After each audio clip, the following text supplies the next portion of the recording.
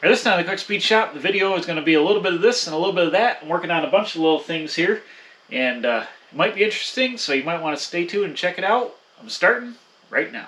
I'm a professional, don't try this at home.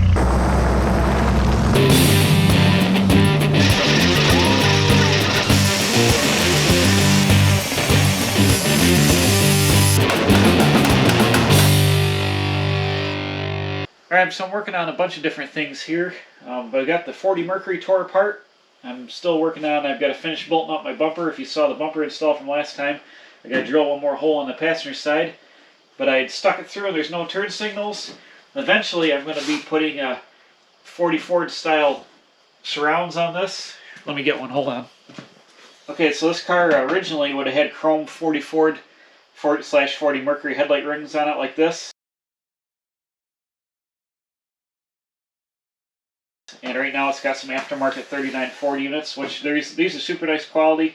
It's got a plastic lens and a high quality light behind it. But I want to go back to the look of the 40 Ford, I want to go back to the look of the 40 Mercury, which the car is. Right now it kind of looks like a 39 Ford with these headlights, and the grill looks similar to a 39 Ford. So I want to have it look more like a 40 Mercury. So I'm going to buy, you can buy all this stuff reproduction. I'm going to buy 2 brand new chrome bezels and the buckets and put the original 40 Mercury stuff back on it. But you see here there's a lens up here. This has been for a driving light on the original 40 Mercury. I'm going to turn this into the turn signal. There'll be a light in the lens, and that'll flash the turn signal. But I'm not going to do this until next year. So in the meantime, I've got to get some turn signals on the car. And what I've simply got here, these little LED trailer lights. They're 3/4 inch diameter, and they're super bright. Now I don't want to, usually they'd be drilled through a piece of sheet metal or your trailer, in the side of your trailer, and they're really bright. They got one little LED in them, and they work really good. I don't want to drill any holes in the body or anything for a temporary turn signal light. So what I have up here is let me zoom in closer, we'll take a look. So what I have up here under the grill, I have a bar. This is where the AC condenser bolted on. I've temporarily removed the air conditioning until I can make a new mount for it. But I've got this bar here. And I'm simply going to make a little tab, and mount these lights behind the grill, and they'll shine through the grill. They're super bright and super intense, so you'll see them through the grill bars. I'm just going to temporarily stick the turn signals behind the grill until I can get the actual headlight bezels on here. But I want to have the turn signals for driving the car around in the meantime. So I'm just working on that. I'm going to just bend up a little L bracket out of sheet metal, put these lights behind the grill, and then at least they'll be in there, and there'll be some kind of turn signal action on the front. And as soon as I get the bumper drilled, eventually I'm going to be putting the rubber mounts around the bumper guard here and finishing that off. But I've got to do a little bit more work on that. But before I do that, I've got something interesting in the backyard to show you that I bought the other day. I was at our annual Open Wheel Gang picnic. We have fenderless cars. We call it the Open Wheel Gang, meaning there's no fenders. And one of the members is building a car, and I bought something that he's not using. So let's go out in the backyard and we'll take a look. What I bought here is I bought a complete rolling chassis out of a 1929 Model A 2-door sedan.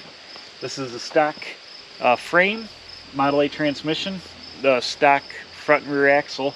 It has brand new tires on 17-inch wheels, which would be 33, 34 Ford. It got a full set of Firestones all the way around. I think they're, what are they, probably, they're 525, 550 17s. Got a full set all the way around that are brand new. Still got the nubs on them. They're older, but they're, I don't see any dry rot in them. And then the car also has hydraulic brakes on. It's got 42 to 48 Ford hydraulic brakes. And this is a good score. I picked it up for decent money, and there's a lot of good parts here for building hot rods. Eventually I'd like to do a 33 or 34 Ford, so I should hang on to these wheels and tires, but I don't know when that will be. So I might try to let these go in a swap meet here. I'm not sure before the tires go bad on them. So it's your typical Model A frame. It's mid 29. I found the serial number on it. It's got the usually how they end up with the bushings are all worn out from the springs. It's still got the dog bone on there from the shock. But you'll see here, It's got the hydraulic backing plates. These are the ones with the adjuster bolts on the bottom. So these are 1942 to 1948. And it's got a full set all the way around on the front and the rear. We got the transmission here. Look at this, is interesting. They had a break at some point. Somebody welded up the bell housing up and around here. It had a big crack in it. But it's got a nice, it's got a chrome shifter on it. That's pretty cool. Something you don't see every day. Obviously somebody put that in there. And typical Model A shake and bang, the banger motor is a shaker. It's cracked the motor mount here. Usually they crack where the front engine mount sits here. And sometimes they crack and rot in the frame from the rubber biscuit. But this frame is really, really solid.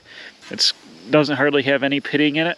And it's only missing one little broken spot back there where a bolt must have broken out from the body mount. Take a closer look here. You can see there's these bolts here. I think that's where the wooden body mount goes. And it shook it and broke it. Or actually, that might be where the rear bumper mount would be. Because on these cars, the rear bumper irons hung off the back of the body and they were part of the support and they bolted on here. But it's pretty solid. It's got a nice cross member, and I see the hydraulic brakes on the back. And it's the typical installation where the Model A spring shackle barely clears the wheel cylinder. You can see they bent that line over pretty hard. But it's super solid. It's a good start for a project. I don't know if I'm ready to do another Model A anytime soon, but it was good parts to buy. I bought it right.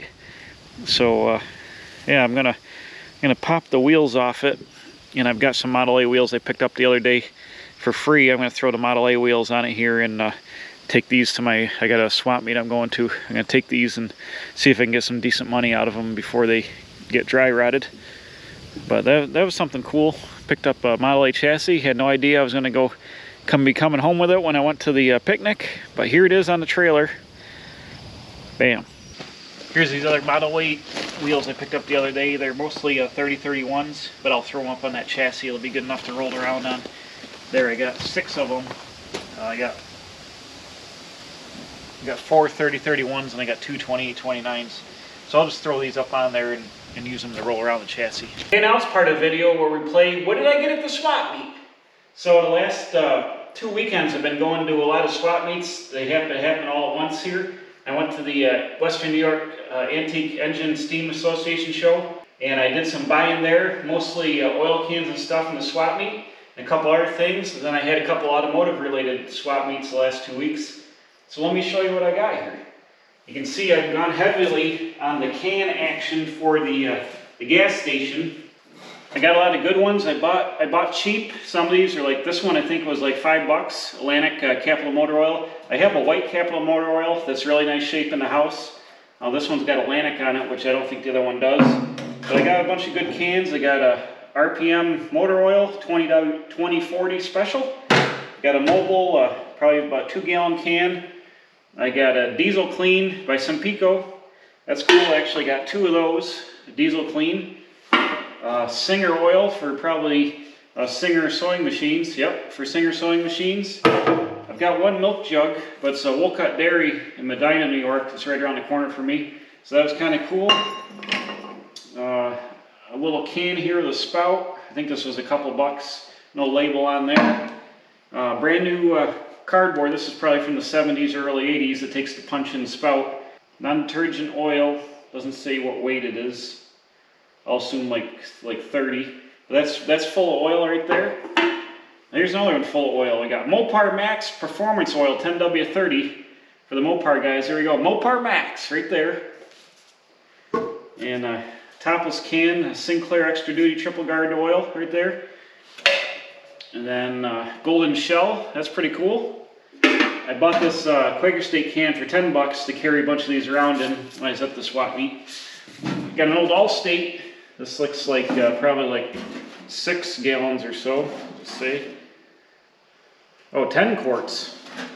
There we go. So there's 10 quarts of oil in that thing, an old Allstate can. Then I got the Sempico Motor Cleanse. And I got a Sempico oil here, which is also full. Sempico from Cleveland, Ohio. That's pretty cool. I've got a couple of Sempico things. And then I've got a Texaco Super Grease with some grease left in it, Molly Grease. You also notice here, I've got this safety seal cabinet, which if I open it slowly, it comes with a whole bunch of National Oil seals. So that's pretty cool. All this stuff's going in the gas station. And then because the gas station's old-timey, I got a couple of these blow torches. Now somebody cleaned these up, polished them all up. They're brass and bronze in there, but I got a couple of these. I think they're pretty cheap, like 15 bucks. They're pretty cool. So that's pretty much the extent of the oil can action that I got. Let's go into some, oh, well, kind of along that lines. My friend pointed this out the other day at the swap meet. It's a Spencer Turbine Company hose reel. This is probably for fire hose, considered so long. $5 for that, nice aluminum piece. That'll go on the front of the gas station, and I can loop an air hose over it or something like that. I'm actually setting up an old fire hydrant, so if I had a piece of old fire hose, I could actually put that on there next to the hydrant, which I might do because that's a better idea. So I got that. Let's see here. I tried to give away those bucket seats in the back for free. Nobody wanted them. So let's back up and we'll look at some other stuff. Oh wait, hold on. Two more things. I got two of these cast iron bases. My friend pointed these out. I missed them, but he said they're good deals. These are for the old porcelain air towers that could either go on a stand or mount on the wall. These are the wall mount units, and the air tower go on here. If you're familiar with the air towers, just the heads units in nice shape go for like $800, $900, $1,000. And so I got two bases in nice shape. So if I come across a reasonable air tower, I can put one of those in the gas station. That was a good score there. I think I talked the guy down to 80 bucks for the pair of them. One more pretty cool item I got here. I got a tow gauge, and this, you drive your car on it, and these pieces slide back and forth here. Oh, it's kind of stuck. Oh, it's stuck a little bit, but this piece here will slide back and forth, and there's a gauge up here to measure the toe in and toe out. And it's a master tow gauge here by the Judson Engineering Corporation. Check out this manual. It comes with like a 58 DeSoto on the front of it, so you know this thing's pretty cool. I bought this for a guy in the club for $25. That was a good score. I mean, I'm sure it's usable. I can read the instructions. I'm sure I can use it or hang it on the wall for a conversation piece, but that was pretty cool. So getting into the car parts over here, I got a free Chrysler Cordoba steering column. Somebody brought and just put in the pile. It's got the key and everything. It's a tilt column. The shifter indicator on it for a 727. So that's a good deal. Nice Mopar tilt column for free. Nice set of these are Repop flipper hubcaps. They're 15-inch. They're made in Taiwan, so they're not that old. The guy was asking 40. I got these for 35. These are probably a good resale item, 15-inch. They'll clean up decent for your driver. That was, I think that was worth it. We've got an 8x8 flathead oil filter with most of the original paint and original sticker on it. Got a nice decal on there. It was pretty cheap. I think it was like 20 bucks. I think I paid for that. Oh, one more tool we got here. We got an old, what is this? What's the brand? Master Heavy Duty Rim Tool, L47. It's a tire stretcher. So you'd put this on your tire rim and then the other side and you crank the thing out and it stretches a tire like a big truck tire from back in the day to get on the rim. That's pretty cool. That was like 10 bucks. So that'll be displayed at the gas station on a shelf. One of the good scores, the 70s and 80s trucks are coming on strong, if you know. These are Ford 3/4 ton truck hubcaps. Super hard to find because nobody saved them. These are from, I think, 1977 to probably like 84, 85. I got a nice set. Couple little dings, but a nice set here. Good paint on them. I think I paid $40 for those. I think that's a good price for those. I got some instrument clusters here. I bought these. This is a 40 Ford instrument cluster that goes in the 40 Ford dash. Very popular in 40 Fords and very popular to swap into hot rods. This is a good piece. I think I gave like $10 or something for that, which is it's a steal for this piece. This is really nice 40 Ford instrument cluster.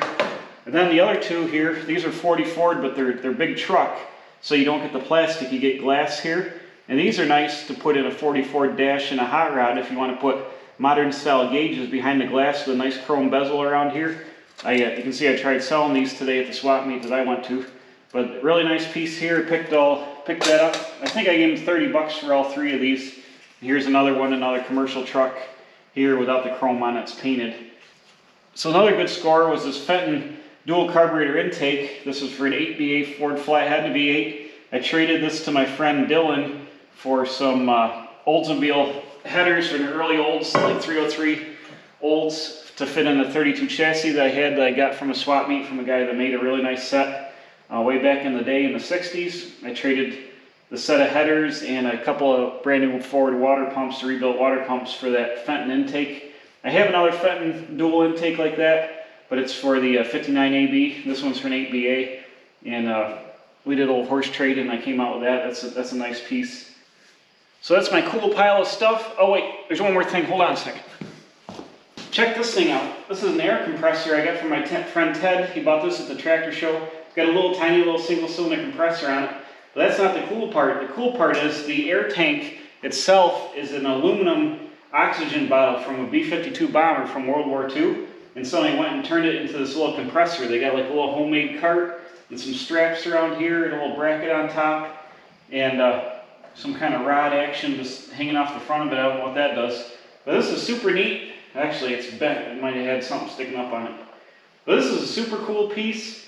What I'm actually going to do is take it off the cart and I'm going to like mount it inside the gas station so you can see it in the window, make a bracket for it, and plumb it up like this is the air compressor for the shop itself.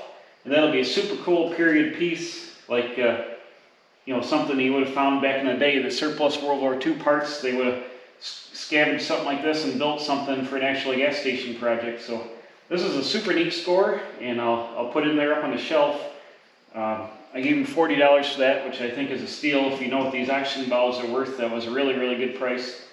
So I'm happy with that. So all in all, tons of cool stuff here, a lot of period stuff, a lot of good stuff at the gas station. I'm really happy with all my finds. I'm out hunting for the last 2-3 weeks, collecting all this junk, and now we're going to go back and work on that Mercury. We'll finish up them turn signals and close out the video. Alright, I came up with my solution to the turn signals. Here's the trailer marker light. I simply took a piece of 18 gauge sheet metal and bent it up into a little Z here. And it's got a 3/4 inch hole for the marker light, and it's got a 3/8 hole that's going to bolt onto my bracket on the radiator. And then I've just crudely spliced it to the original connector for the original turn signals that were in the fenders. So let's go take a closer look. I'll show you how I got mounted up here in the grill, and we'll fire them up and we'll see what they look like. Okay, here they are, just mounted to the bar on the grill, nice and simple in there. And you can see them poking through the grill just a little bit. They're hidden right away in there, but they are pretty bright. So let's go back up in the tripod and I'll hit the turn signals and we'll see what they look like. Oh yeah, look at that.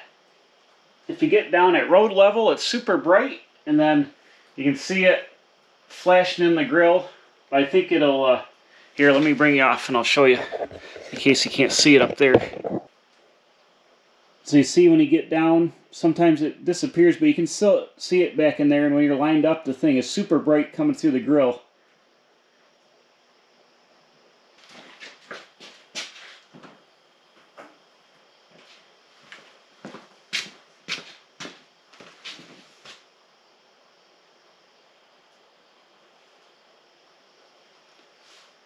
Yeah, so I think that's going to be obvious. You can see it's flashing, and it's on that side of the car. So I think it'll be the mount that I'm going to drive this car between now and when I actually get my my actual headlight rims with the turn signals mounted up above in here. It's going to be fine. At least I have turn signals now, and you can see in the dark it's going to be really really easy to see, obviously, because it's lighting half the grill up.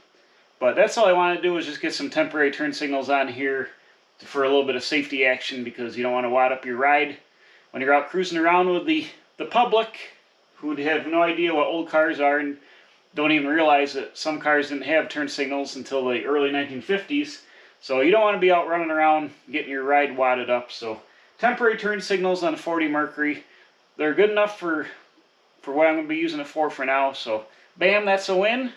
There we go, just a little bit of hodgepodge of action today at the Quick Speed Shop. Seeing all that stuff I bought at the swap meets, a lot of cool trinkets there, and throwing some turn signals into 40 Mercury. So this car, it's getting towards the end of September here, so this car I'm just going to drive it during the daytime because deer start to be out and about, and I don't want to wad this thing up because it's hard to find parts for these. So I'm going to be cruising around during the day with it for a little bit, but it's going to be put away. I've got a ton of issues on it I got to fix later in next year in the springtime. I'm going to bust this thing back out. Got to fix the clutch. I got a slipping issue with that. I've got all new control arms for the front suspension. I want to redo that, put new brakes on the front of it with bigger rotors, change the headlight buckets out, and just kind of dial it in some more and get some things straightened out that I don't have time to do now. But for now, the 40 Mercury is able to function a little bit around town, and I'll have some fun with it before I put it away for the winter. But that's it. We're putting the Mercury away, and next time I'm busting out my 1988 Ford Econoline van. We're starting the buggy van build. I'm going to be bringing that in here. It's an E150. I'm backdating it to 1977 and building a 70s custom van, complete with swivel bucket seats, a lot of trick stuff, mag wheels, tires, and white letter tires, cool stuff that was around about 1977, and I'm pretty excited to have a 70s street van to cruise around in next spring. So we're bringing that in the shop, and we're going to start delving into that next time. So thanks for watching. Please subscribe, tell your friends, and we'll see you again right here at the Quick Speed Shop.